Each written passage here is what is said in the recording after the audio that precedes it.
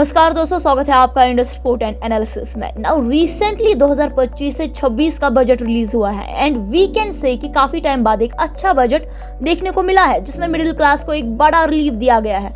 जो tax paying public है ना इंडिया की, आप कह सकते हैं कि 90% लोगों को एक बहुत बड़ी छूट मिली है। Now here's a giant tax relief for middle class. जी हाँ, अगर आपकी इनकम 12 या 12.5 लाख भी है ना, तो आपको कोई भी इनकम टैक्स देने की जरूरत नहीं है। वी कैन से कि 0 टैक्स लगेगा। इवन 12 से 16 लाख भी अगर आप कमाते हैं तो लोअर टैक्स रेट्स और एडिशनल डिडक्शन का बेनिफिट आपको मिलेगा ही मिलेगा। और 16 से 24 लाख सैलरी अर्नर्स भी 1.1 लाख तक का टैक्स सेविंग का बेनिफिट उठा सकते हैं। और इसके अलावा भी कुछ जगह पर टैक्स में छूट दी गई है। कॉर्पोरेट टैक्स और बिजनेस सेक्टर की अगर हम बात करेंगे so there is no change in corporate tax rates, लेकिन एमएसएमईज और स्टार्टअप्स के लिए टैक्स बेनिफिट्स दिए गए हैं। तो दोस्तों देखिए, यहाँ पे सरकार ने इस बार क्लियरली इंडिकेट कर दिया है कि इस बजट के बाद मिडिल क्लास ज्यादा खर्चा करेगी। नए कार्स वो ले सकती है अपने आप के लिए, घर ले सकते हैं अपने फैमिली के लिए। और इस बार देखिए सरकार अपने रेवेन्यू का एक बड़ा हिस्सा छोड़ रही है। देखिए इस बजट में सरकार ने क्लियरली मेंशन किया है कि जो टैक्स छूट दी गई है ना, उसकी वजह से 1 लाख करोड़ का रेवेन्यू लॉस होगा। मतलब जो पैसा सरकार की जेब में आते थे अब वो नहीं आएंगे। अब अगर सरकार ने टैक्स में छूट दी है तो काफी लोगों के मन में सवाल होगा कि इसका रियल बेनिफिट कैसे मिलेगा, क्योंकि यहाँ पे लिखा है कि अगर आपकी सैलरी 8 से 12 लाख है ना, तो भी आपको 10% टैक्स लगेगा।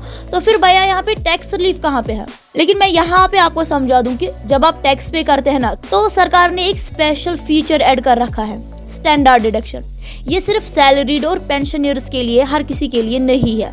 अगर आप 12 लाख तक कमा रहे हैं ना, तो पहले जो टैक्स पे करना होता था उसमें से स्टैंडर्ड डिडक्शन माइनस हो जाएगा और आपको 0 टैक्स देना पड़ेगा। मतलब आपकी पूरी सैलरी टैक्स फ्री हो सकती है।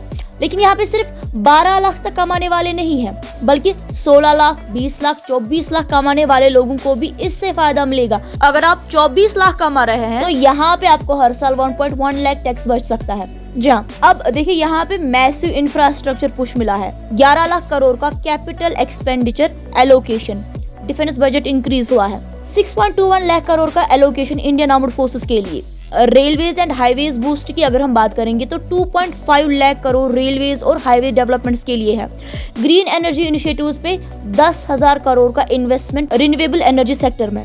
फिस्कल डेफिसिट कंट्रोल की बात करेंगे तो 5.1% तक का फिस्कल डेफिसिट रिड्यूस करने का टारगेट है। एमएसएमई एंड स्टार्टअप सपोर्ट की बात करेंगे तो 50,000 करोड़ का स्पेशल फंड स्मॉल बिजनेसेस के लिए।